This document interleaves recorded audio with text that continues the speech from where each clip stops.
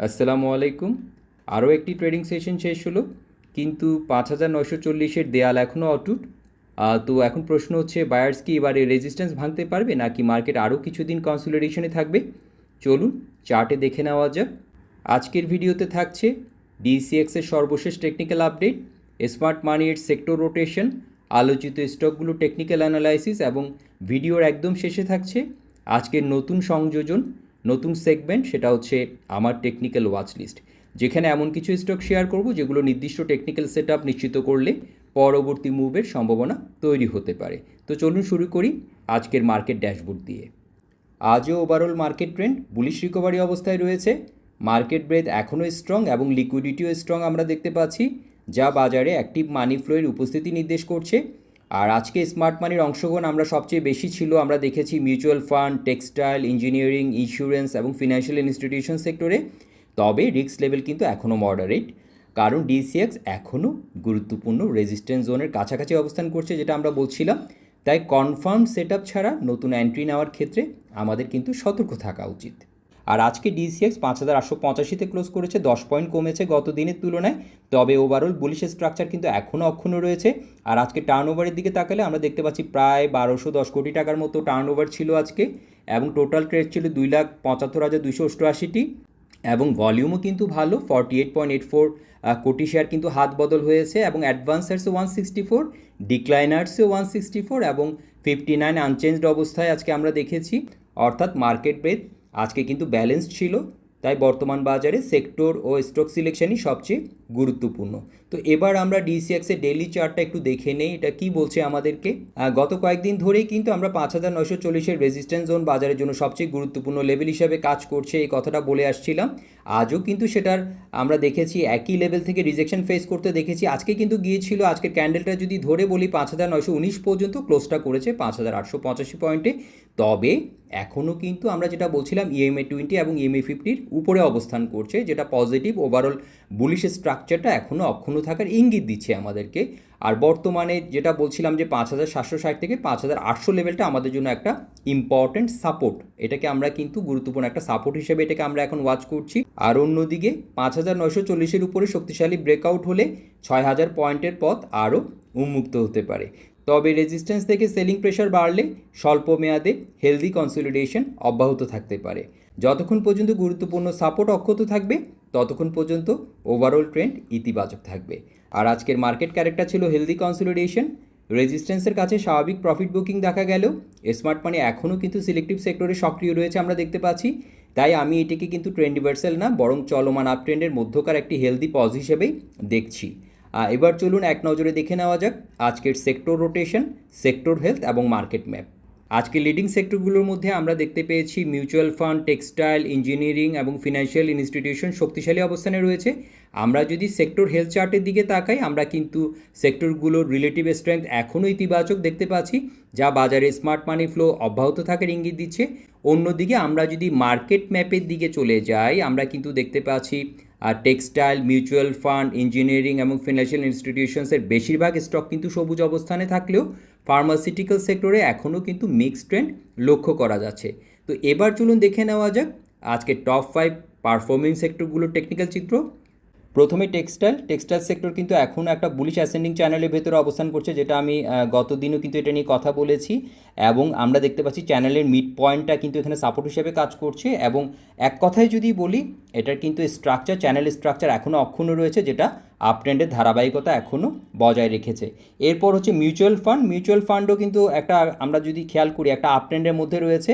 এবং এটার সেক্টর চার্টের দিকে তাকালে আমরা কিন্তু দেখতে পাচ্ছি এটা ইএমএর উপরে অবস্থান করছে, এক্সপোনেনশিয়াল মুভিং অ্যাভারেজের অনেকটা উপরে অবস্থান করছে, যেটা আমাদেরকে পরিষ্কারভাবে বায়ার্স এটা নিয়ন্ত্রণে রয়েছে সেটা আমাদেরকে বলছে। এরপরে ইঞ্জিনিয়ারিং সেক্টর 3 নম্বরে, এখানে আমরা দেখতে পাচ্ছি ইঞ্জিনিয়ারিং সেক্টর কিন্তু গুরুত্বপূর্ণ সাপোর্ট থেকে ইতিবাচক বাউন্স করার চেষ্টা করছে, এবং এক্সপোনেনশিয়াল মুভিং অ্যাভারেজ ইএমএর উপরে অবস্থান করায় ট্রেন্ড এখনও কিন্তু পজিটিভ রয়েছে।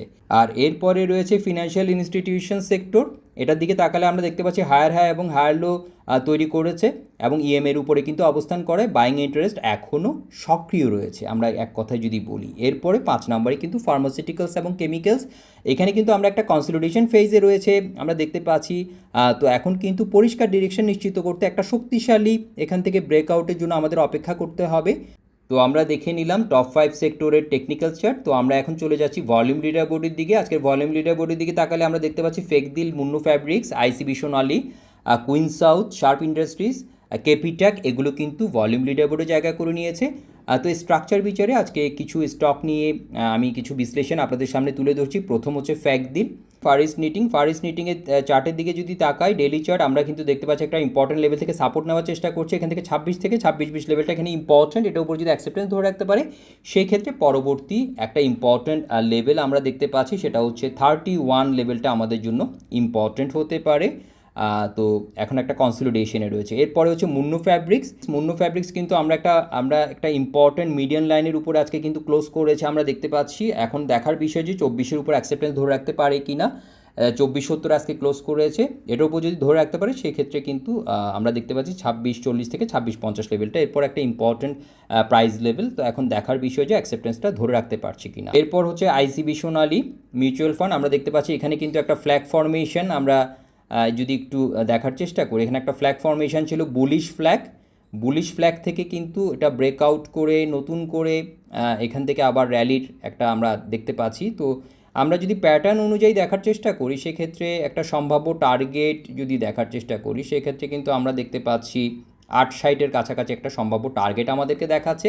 তো আমরা এখন যদি টোটাল স্ট্রাকচার ধরে বলি, স্ট্রাকচার কিন্তু স্ট্রং রয়েছে এবং আজকে কিন্তু আমরা বলবো যে এটা কিন্তু বায়ার্সের কন্ট্রোলে রয়েছে। আমরা দেখতে পাচ্ছি ক্যান্ডেলটার দিকে যদি আমরা দেখি শেষের দিকে কিন্তু পুশ ছিল এবং একটা ইম্পর্ট্যান্ট লেভেল যদি ধরে বলি এখানে কিন্তু 37 লেভেলটা আমাদের জন্য ইম্পর্ট্যান্ট। তো এখন দেখার বিষয় এটার উপর অ্যাকসেপ্টেন্স ধরে রাখতে পারছি কিনা, যদি ধরে রাখতে পারে সেক্ষেত্রে 850 থেকে 860 লেভেলটা ইম্পর্ট্যান্ট হতে পারে। এরপর হচ্ছে কুইন সাউথ একটা ইম্পর্টেন্ট লেভেল থেকে রিজেকশন ফেস করতে আমরা দেখতে পাচ্ছি। আমি যদি ধরে বলার চেষ্টা করি 20 থেকে 20-30 এই লেভেল, এখানে কিন্তু একটা শুটিং স্টার টাইপ আজকে ক্যান্ডেলস্টিক প্যাটার্ন একটা ফর্ম করেছে আমরা দেখতে পাচ্ছি, ক্লোজটা করেছে 19-20। তো এখন দেখার বিষয় যে 20কে ভেঙে এটার উপর অ্যাকসেপ্টেন্স ধরে রাখতে পারছি কিনা।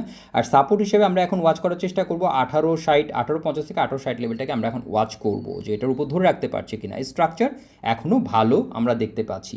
এরপর যে স্টকটা নিয়ে কথা বলবো সেটা হচ্ছে কেপিট্যাক কিন্তু আমরা দেখতে পাচ্ছি একটা ইম্পর্ট্যান্ট লেভেলের কাছাকাছি গিয়ে রিজেকশন ফেস করছে, একটা স্পিনিং টপ ক্যান্ডেল, একটা ইনডিসিশন ক্যান্ডেল দিয়েছে। তো এরপরে কিন্তু আবার বুল রান কন্টিনিউ করতে পারে যদিও আমরা জানি। তো এখন আমরা কিন্তু দেখতে পাচ্ছি ইম্পর্ট্যান্ট লেভেলটা হচ্ছে 11 থেকে 1120। তো এটাকে ভেঙে যদি অ্যাকসেপ্টেন্স ধরে রাখতে পারে সেক্ষেত্রে হয়তো আরও উপরে যাওয়ার সম্ভাবনা রয়েছে। তো এখন দেখার বিষয় এই লেভেলে কী ধরনের রিয়েকশন দিচ্ছে সেটা আমাদেরকে এখন দেখতে হবে যে এই লেভেলটা ধরে রাখতে পারছে কিনা 11-র উপরে। এখন কিন্তু ক্লোজটা করেছে আমরা দেখেছি 1090-তে, এখনও কিন্তু স্ট্রাকচার ভালো আমরা যদি এক কথায় বলি। এরপর যে স্টকটা নিয়ে কথা বলবো সেটা হচ্ছে সাইহাম ট্যাক্সের দিকে যদি আমরা তাকাই, আমরা যদি চার্টের দিকে দেখার চেষ্টা করি আমরা দেখতে পাচ্ছি একটা ইম্পর্টেন্ট লেভেল থেকে রিজেকশন ফেস করছে 26-এর কাছাকাছি যে লেভেল 2590 থেকে 26। এটাকে ভেঙে যদি এটার উপর অ্যাকসেপ্টেন্স ধরে রাখতে পারে সেই ক্ষেত্রে 28 লেভেলটা আমাদের জন্য ইম্পর্টেন্ট হতে পারে। আমরা এখান থেকে শার্প মুভমেন্ট দেখতে পাচ্ছি, এখনও কিন্তু আমরা দেখতে পাচ্ছি এটা স্ট্রং রয়েছে একটা ইম্পর্টেন্ট লেভেলের কাছাকাছি গিয়ে যদিও রিজেকশন ফেস করছে। তো এখন দেখার বিষয় যে ধরে রাখতে পারছি কিনা। আজকের ক্লোজটা কিন্তু 2590-তে করেছে, এখন 26-এর উপর অ্যাকসেপ্টেন্সটা ধরে রাখতে পারলে সেই ক্ষেত্রে আমরা যেটা বললাম যে 28-এর কাছাকাছি লেভেলটা আমাদের জন্য ইম্পর্টেন্ট হতে পারে।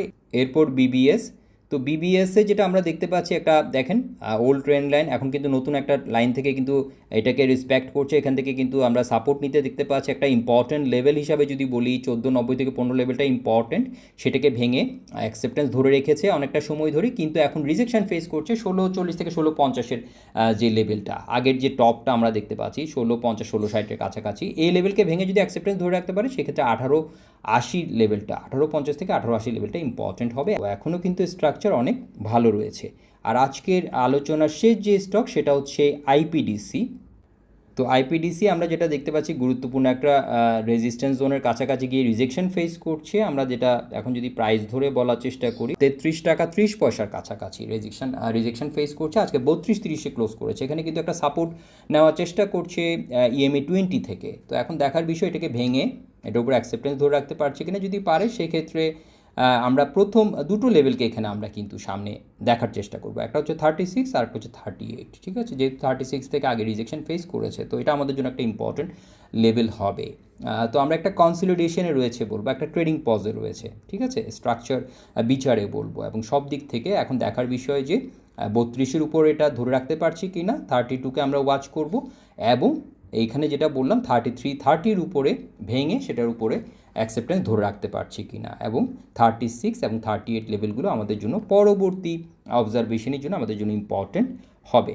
তো আমরা দেখে নিলাম আজকের ভলিউম লিডার বোর্ড থেকে কিছু স্টকের টেকনিক্যাল স্ট্রাকচার, স্ট্রেংথ এবং উইকনেসগুলো। এখন আমরা চলে যাচ্ছি টেকনিক্যাল ওয়াচ লিস্টের দিকে, আজকের নতুন সেগমেন্ট। তো এখানে যে স্টকগুলোকে আমি আমার ওয়াচ লিস্টে রেখেছি সেগুলো আসলে ডেইলি, উইকলি এবং মান্থলি টাইম ফ্রেম বিশ্লেষণের ভিত্তিতে আমি এগুলোকে সম্ভাবনাময় আমার কাছে মনে হচ্ছে, যে কারণে আমি এগুলোকে ওয়াচ লিস্টে রেখেছি। তো আমরা একটু দেখে নিই স্টকগুলো। প্রথমেই হচ্ছে বিবিএস কেবলস। আমরা দেখতে পাচ্ছি গুরুত্বপূর্ণ সাপোর্ট জোন থেকে বাউন্স করার চেষ্টা করছে। রেজিস্ট্যান্স যদি ঠিকঠাক মতো অতিক্রম করতে পারে সেক্ষেত্রে বুলিশ মোমেন্টাম তৈরি হতে পারে। এরপর রয়েছে BSc, Bangladesh shipping corporation. Weekly চার্টে কিন্তু আমরা দেখতে পাচ্ছি দীর্ঘমেয়াদী একটা রেজিস্ট্যান্স টেস্ট করছে। আমি যদি প্রাইস ধরে বলি 26-40, এই লেভেলটা একটা ইম্পর্টেন্ট রিজেকশন লেভেল। এটাকে ভেঙে যদি দাঁড়াতে পারে সেক্ষেত্রে কিন্তু এটা পরবর্তী যে এখানে আপনার হাইলাইট করা আছে যেই লেভেল, প্রাইস লেভেল, সেখানে পর্যন্ত যেতে পারে 148-এর কাছাকাছি। তো এটার কিন্তু স্ট্রাকচার ভালো আছে আমরা দেখতে পাচ্ছি। এরপর হচ্ছে তমিজ টেক্সটাইল, শক্তিশালী সাপোর্ট জোনের কাছাকাছি অবস্থান করছে আমরা দেখতে পাচ্ছি, এবং আমরা যদি এই লাইনটা যদি খেয়াল করি দেখেন আপ ট্রেন্ড লাইন, এরপরে কিন্তু নতুন একটা লাইন থেকে কিন্তু এখন এটাকে রেসপেক্ট করছে আমরা দেখতে পাচ্ছি। তো আজকে কিন্তু ক্লোজ করছে 131 টাকা 50 পয়সা লেভেলে। তো এটা কিন্তু ফেভারেবল রিস্ক রিওয়ার্ডের কারণে আমি স্টকটিকে আমার ওয়াচ লিস্টে রেখেছি, এবং আমার কাছে মনে হচ্ছে এটা এই লেভেলটাকে আমি ওয়াচ করছি, 30 লেভেলটাকে ওয়াচ করছি। তো এরপর হচ্ছে ইন্দো বাংলা ফার্মাসিউটিক্যালস। উইকলি চার্টে শক্তিশালী আপট্রেন্ড কিন্তু বজায় রেখেছে, যদিও একটা ইম্পর্টেন্ট লেভেল থেকে আমরা দেখতে পাচ্ছি 20-50 আজকে ক্লোজ করেছে, ধরে রাখার চেষ্টা চলছে 20-এর উপরে। তো এটা আমি দেখছি যে এটাকে ভেঙে এটার উপর অ্যাকসেপ্টেন্স ধরে রাখতে পারে কি না। যদি পারে সেক্ষেত্রে কিন্তু 23-70 লেভেলটা আমাদের জন্য ইম্পর্টেন্ট একটা লেভেল হতে পারে। এরপর হচ্ছে টেকনো ড্রাগ। তো এটা যদিও আমরা এখান থেকে বাউন্স করতে দেখেছি, তারপরেও কিন্তু আমরা দেখতে পাচ্ছি একটা ইম্পর্টেন্ট রিজেকশন লেভেল যেটা 50, সেখান থেকে কিন্তু রিজেকশন ফেস করছে। তো এখন আমি কিন্তু ওয়াচ করছি 45 থেকে 47 জোনটা, এখানে কী ধরনের রিয়েকশন দেখাচ্ছে সেটা দেখার চেষ্টা করছি, এবং 50কে ভেঙে দাঁড়াতে পারছি কি না এটা আমি ওয়াচ করছি।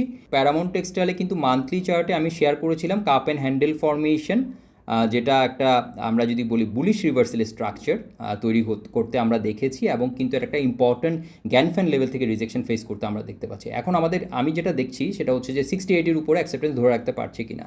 যদি পারে সেক্ষেত্রে আমাদের জন্য কিন্তু 85-এর কাছাকাছি লেভেলটা আমাদের জন্য একটা ইম্পর্টেন্ট লেভেল হতে পারে। এরপর যে চার্ট সেটা হচ্ছে আনোয়ার গ্যালভানাইজিং।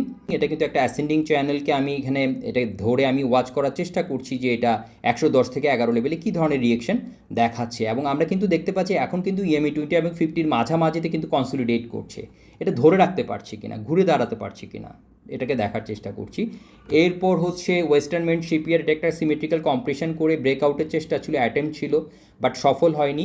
এখানে কিন্তু আমি যে লেভেলটাকে ওয়াচ করছি 11-20, এটাকে ভেঙে এটার উপর অ্যাকসেপ্টেন্স ধরে রাখতে পারছি কিনা। যদি পারে সেক্ষেত্রে এখানে একটা আমরা হয়তো 13-র কাছাকাছি লেভেলটা আমাদের জন্য ইম্পর্টেন্ট হতে পারে। এরপর যে স্টকটা রয়েছে আমার ওয়াচ লিস্টে সেটা হচ্ছে ডেল্টা স্পিনিং। আমি এখানে কিন্তু 87 থেকে 97 লেভেলটাকে ওয়াচ করছি, ঠিক আছে? আমার কাছে এখন স্ট্রাকচারটা কিন্তু পজিটিভ মনে হচ্ছে, তো দেখা যাক। শেষ যে স্টক সেটা হচ্ছে অগ্নি সিস্টেম। এটাও কিন্তু আজকে কিন্তু ভালো ক্যান্ডেল দিয়েছে, 33-60-এ ক্লোজ করেছে। আমি কিন্তু 32 থেকে 32-60-টাকে ওয়াচ করছিলাম, ঠিক আছে? ভলিউম সাপোর্ট কিন্তু রয়েছে, তো আমার কাছে এটার স্ট্রাকচারটাও কিন্তু ভালো লাগছে। তো আমরা দেখে নিলাম আমার ওয়াচ লিস্টে থাকা কিছু স্টক যেগুলোকে আমি ওয়াচ করছি, আপনাদের সাথে শেয়ার করলাম। তো আগামী ট্রেডিং সেশনে যে বিষয়গুলোর দিকে আমার নজর থাকবে, প্রথম হচ্ছে ডিসিএক্স কি 5940-এর এই লেভেলটাকে ভেঙে অ্যাকসেপ্টেন্স ধরে রাখতে পারছে কি না।